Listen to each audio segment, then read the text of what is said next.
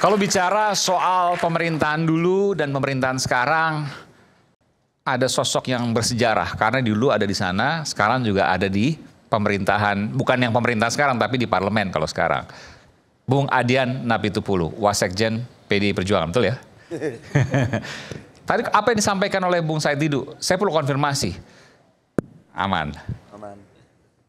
Bukan cocok ya, begitu tadi ya. Kalau ini cocok supaya ada tekanan politik. Pak Jokowi demikian, Pak Prabowo tidak melakukan demikian. Anda punya pendapat berbeda? Ini tentang Noel, tentang Jokowi, apa tentang apa nih? Tentang kasus hukum yang digunakan transaksi politik. Menurut Bung Said Didu, istilahnya dicocok hidungnya untuk transaksi politik. Ada benarnya. Dulu dilakukan, sekarang tidak. Ada benarnya, tapi ngapain bicara masa lalu sih? Jokowi itu masa lalu. Apa? Tapi ijazah masih dibicarakan sampai sekarang, sampai UGM pun ya dibicarakan dalam konteks sejarah aja. Sudah, itu sudah selesai. Apa? Kita bicara sekarang dan yang akan datang. Oke. Itu loh. Yang kemarin sudahlah. Apa? Anda mengatakan nggak penting gitu? Nggak penting lagi. Okay. Jas merah. Ya, sebagai pembelajaran boleh, tapi tidak sebagai faktor. Okay. Itu loh. Salah kita tempatkan dia sebagai faktor. Dia sudah selesai. Kadang-kala kita mengulang-ulang. Ini pembelajaran betul. Ya, kadang-kala kita mengulang-ulangnya seolah-olah memberikan. Bukan bicara sosoknya, bukan. Ya, bahwa dia masih besar. Enggak, dia sudah selesai. Hari ini terkait dengan kasus di Wamenakar kita ini, sebenarnya ini sudah sempat jadi pembicaraan lama loh, Ray.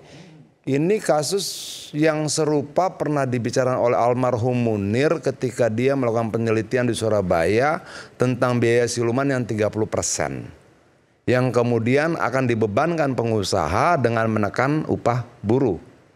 Salah satu faktanya ya sekarang ya, itu loh. Artinya kalau kemudian biaya-biaya siluman ini bisa diberantas dari yang perizinan kata Ray tadi, izin bangun pabrik, izin tenaga kerja, izin apa segala macam, semuanya diselesaikan, maka secara otomatis harusnya upah buruh bisa naik potensial 30%. Nah, ini menjawab kenapa kemudian buruh sawit di Malaysia upahnya lebih tinggi dibandingkan Indonesia yang ditanam sama-sama sawit, pupuknya sama, komoditinya sama, produknya sama. Kenapa di sana lebih mahal, lebih tinggi 3 juta rupiah per bulan dibanding Indonesia? Karena di sana tidak ada pemerasan terhadap pengusaha. Nah, di Indonesia terjadi. Nyatanya apa ya kasus terakhir ini? Jadi saya tidak mau berbicara tentang Noelnya, saya tidak mau berbicara tentang Jokowinya. Saya pengen bicara bahwa ini menjadi bukti. Ketika pengusaha diperas, maka dia akan mengambil atau akan menekan titik terlemahnya. Apa? Buruh. Untuk mengganti biaya-biaya itu dia akan tekan semurah mungkin upah buruh. Nah, sekarang kita bicara, kalau kemudian biaya-biaya itu dihilangkan, upah buruh naik nggak? Naik. Artinya bahwa peristiwa ini jangan berhenti di sini. Itu loh. Kenapa? Di banyak komponen-komponen biaya produksi lainnya terjadi itu. Itu terjadi dan itu sudah sempat disampaikan oleh almarhum Munir tahun 90-an ya, kalau tidak salah. Artinya Munir sudah bicara itu dulu, 30% dari biaya produksi itu untuk biaya siluman. Pejabat ulang tahun setor, istri pejabat ulang tahun setor, anak pejabat setor lagi, pejabat liburan setor lagi.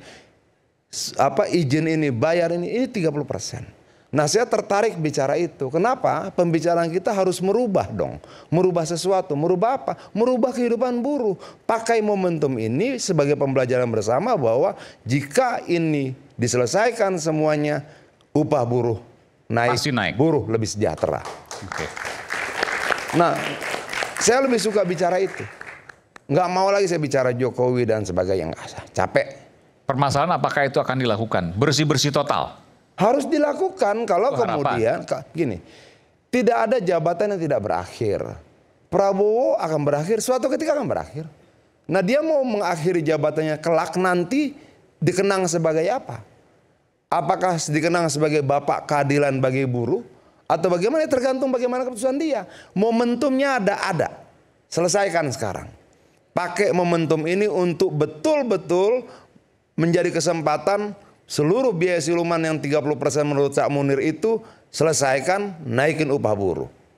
Setuju, saya setuju. Dan logikanya sederhana. Upah buruh naik, daya beli meningkat, produksi bertambah, lapangan kerja terbuka, terus dia akan naik terus. Nah, momentum ini seharusnya seluruh pakar ekonomi berhitung. Oh, ternyata apa yang sempat disampaikan oleh almarhum Munir 30 tahun lalu, buktinya terjadi sekarang. Nah, ini obrolan yang menurut saya dari peristiwa kita belajar, kita berubah. Dari peristiwa kita belajar, kita berubah. Itu loh. Halo? Oke. Iya. Oke. Tapi saya masih nungguin tadi. Jadi nggak setuju apa yang disampaikan oleh Bung Said? Oh, setuju. Tapi itu sudah basi gitu loh. Apa yang disampaikan Bung Said tadi, saya tidak bantah. Tapi sudah basi. Oke. Dulu saya sempat katakan Jokowi. Kalau udah basi nggak bakal dipakai lagi dong. Ini Jokowi sudah selesai. Dia sekarang sedang berjuang agar tidak selesai. Tapi momentumnya sudah habis kok. Momentumnya sudah habis gitu loh. Apa yang terjadi sekarang adalah Pak Prabowo berupaya untuk kemudian berdiri di atas kakinya sendiri. Dukung. Saya Gitu loh. pertanyaannya kepada Bung Adian ya. Setahun terakhir pemerintahan Pak Prabowo ini, ada nggak kelihatan langkah-langkah menuju ke arah sana? Dengan kabinet yang membengkak. Di setiap menteri ada wamen. Di setiap wamen itu ada lagi staf ini, staf itu, macam-macam dan seterusnya. Ya, itu sempat kita diskusikan dulu bahwa prinsipnya semakin banyak meja, semakin banyak yang dikeluarkan biayanya, itu pasti. Tapi biarkan saja. Dia kan menampung ide dari banyak orang. Dia mencobanya sekarang. Nanti akan ada evaluasi nggak? Pasti ada. Itu, dan kita berharap evaluasinya objektif gitu loh. Yang kemudian tidak baik ya buang aja, yang kemudian menjadi beban buang saja gitu loh. Apakah melalui mekanisme reshuffle atau apa segala macam, biarlah itu prerogatif presiden. Tapi maksud gua, saya pengen begini. Nih ada peristiwa nih di mana kita tersadar betul, tersentak dan terkaget-kaget bahwa yang diambil itu uang siapa? Iya. Uang buruh. Ya. Itu loh. Ini bukan mencuri dari sana, mencuri dari sini, bukan. Ini mencuri dari rakyat. Oke? Dan melalui tangan perusahaan. Perusahaan mau rugi? Enggak. Dia akan ganti uang itu dengan menekan upah buruh. Nah, pakai momentum ini untuk memperbaiki nasib buruh. Karena itulah jumlah terbesar rakyat kita. Mau buruh pabrik, buruh tani, buruh nelayan. Nah, saya tidak mau momentum ini lewat begitu saja. Saya berharap momentum ini kita pakai sebagai pembelajaran bersama, termasuk pemerintahan Prabowo. Bagi teman-teman yang kemudian punya akses pada pemerintahan Prabowo, bicara. Pakai ini untuk memperbaiki nasib buruh. Saya sebenarnya begini, izinkan mungkin jangan dipotong dulu karena saya ingin memberikan kepada Prabowo apa sih program utama beliau adalah memberantas korupsi. Dan yang terjadi dengan Noel ini adalah korupsi paling primitif. Artinya sudah sangat, kalau Pak Prabowo mengatakan stadium 4, mungkin stadium 10. Nah, di mana itu terjadi dan bagaimana bentuknya korupsi itu terjadi. Tadi saya nyatakan ada 8 tingkatan. Satu tadi tentang keuangan, yang kedua adalah kerjasama. Dan ini kerjasama mengundang asing, kerjasama apa segala itu sangat susah dibuktikan korupsi. Tapi itu tempat korupsi paling empuk. Investasi masuk Indonesia. Dia bekerja sama. Contoh lah, tahu-tahu diajak Jasa Marga kerjasama dengan pihak lain. Itu seakan-akan B2B, tapi sebenarnya ada permainan korupsi di mana permainannya kalau kerjasama kan bagus investasi masuk. Iya, tapi kan begini, berapa tahun, berapa pembagian pembagian hasilnya, berapa suku bunganya, itu seakan-akan profesional semua. Jadi saya menyatakan dimainkannya di situ. Banyak sekali. Nah, tapi sebentar, kalau seandainya seperti itu kan, ini saya harus dalami sedikit lagi. Kalau seandainya seperti itu kan uangnya nggak masuk ke pribadi. Kalau uang masuk ke pribadi kan kelihatan alirannya. Kan merugikan rakyat, merugikan negara. Apalagi nanti dapatnya dari orang yang diuntungkan. Baru kemudian setor ke oknum tersebut.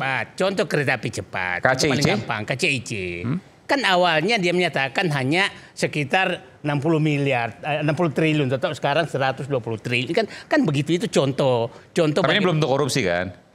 Enggak, itu menurut saya sudah bisa dianggap korupsi kalau ini. Nah, enggak, saya lanjutkan dulu. Nah, enggak, sebenarnya ini agak serius juga. Kan, itu saya bilang, itu susah dibuktikan. Tapi korupsi itu kan merugikan negara. Itu kan sudah jelas merugikan. Saya ngerti yang dimaksudkan oleh Bung Said ini. Apa, memang kenapa sih kita gemar berhutang? Ya.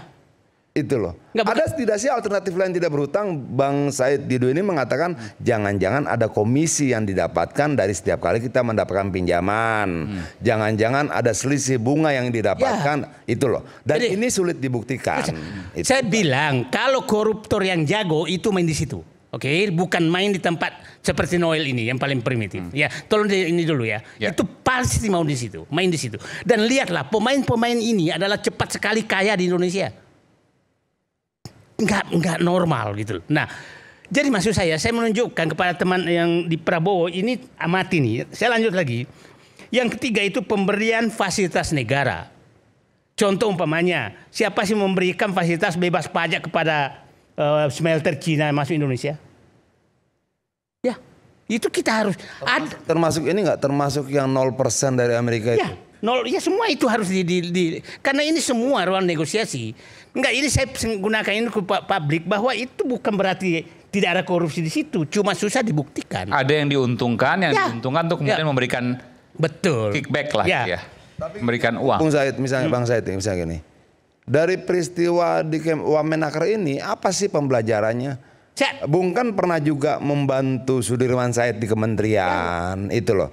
Terlibat di banyak pemerintahan karena banyak teman-teman bilang sama saya begini, Yan, kalau ada orang jadi menteri terus dia tidak ganti 4 level ke bawah, dia bakalan jadi koruptor.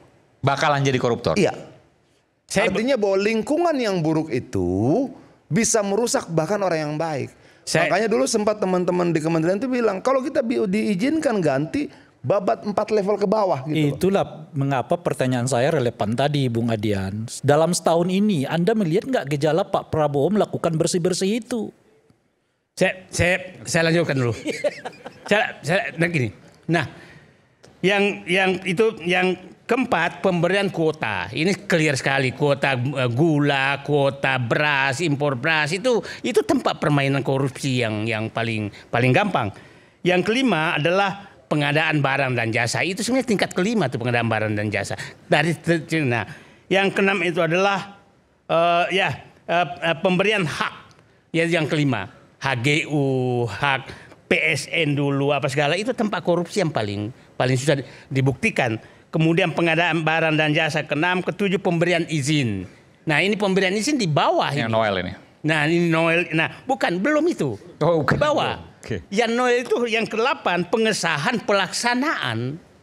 Hanya mengesahkan pelaksanaan kasih cap lah. Dicap aja, ini pemberian cap aja, ini paling bawah. K3. Itu paling bawah. Nah, ini yang enggak tahu saya apakah daging di atas sudah habis sehingga tulang di bawah pun dimakan atau memang kemampuan Noel hanya di sini. Orang lain canggih permainannya, gitu kan? Nah, dari segi itu saya melihat bahwa korupsi berdasarkan tingkatan itu yang kemungkinan bisa terjadi, adalah ini satu di pembangunan infrastruktur. Ini saya yakin betul bahwa ini banyak. Komisinya. Saya kasih contoh lah. Contoh, pernah nggak kita mendengar ruas jalan tol itu yang milik swasta dilelang? Tidak kan? Langsung negosiasi aja kan? Itu hampir semua jalan tol dulu tuh ruasnya tuh udah milik swasta. Tapi dibeli oleh BUMN. Kita nggak tahu siapa melelang, harganya berapa. Nah, itu kalau mau dibuka semua, itu infrastruktur. Nah, yang kedua itu adalah kita ingat bahwa selama pemerintahan 10 tahun itu ada pelepasan 5 juta hektar hutan. Itu jatuh kemana hutan itu? Pohonnya kemana? Nah, jadi maksud saya bukan bisa menyatakan ada korupsi, tapi itu ruang-ruang yang paling gampang. Tapi Bang, kalau Abang ceritanya kepanjangan, frustasi kita Bang. Bukan. Jangan, jadi maksudnya jangan panjang-panjang juga. Hutan korupsi, izin korupsi, investasi korupsi. Nanti yang muda-muda kan berpikir kita punya harapan nggak sih gitu loh. Apa? Karena kalau dari cerita Abang kita ini, semua sektor itu korupsi. Tapi benar. Benar. Jadi begini. Itu terjadi. Begini, karena saya menyatakan program utama Pak Prabowo adalah berantas korupsi. Jadi saya ingin menggunakan kesempatan ini, kira-kira kalau memberantas ada di ruang ini loh. Ya, ya. Di ruang ini, jangan juga. Ya ruangnya. Perizinan tambang itu ribuan loh perizinan tambang itu terjadi. Jatuh kemana perizinan tambang itu, ya kan? Nah, kuota impor, pengadaan BBM, bansos, PS dan lain-lainnya.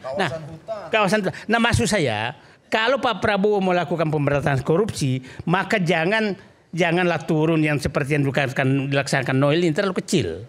Terlalu kecil itu sangat primitif. Ada yang di atas yang lebih besar, yang pemainnya, yang Pak Prabowo sudah menyatakan, hai teman-temanku, jenderal dan mantan jenderal, aku tahu kalian. Nah, itu saya paham lokasi mana wilayah itu para jenderal dan mantan jenderal yang disebutkan Pak Prabowo. Mainlah di situ. Saya berharap KPK, Kejaksaan Agung juga mainnya di situlah. Nggak usah main ke yang primitif-primitif ini, itu urusannya jaksa-jaksa kabupaten aja lah, kira-kira begitu. Itu, Oke, itu baik. maksudnya. Abang mau nyampaikan sesuatu? Silakan, Bang Boy. Langsung Bang. Ya, kalau menurut saya, Bung Aiman, ini sudah bagus, ya kan? Nah, bahwa pemberantasan dan pencegahan korupsi itu adalah salah satu poin dari 17 prioritas program Presiden Prabowo dalam transformasi bangsa. Jadi Pak Prabowo itu ada 8 astacita, 17 program prioritas, dan 8 program yang tercepat. Ini harus dipahami dulu. Nah, terkait kasus Noel, ya Noel itu sudah meminta maaf ya ke Pak Prabowo, meminta maaf kepada dan istrinya, meminta amnesti. Ya, dan meminta amnesti. Ya, kira-kira dikasih nggak Bang? Saya kira Nggak usah tidak. jawab dulu, kita kembali saat lagi, tetap bersama kami di Rakyat Bersuara.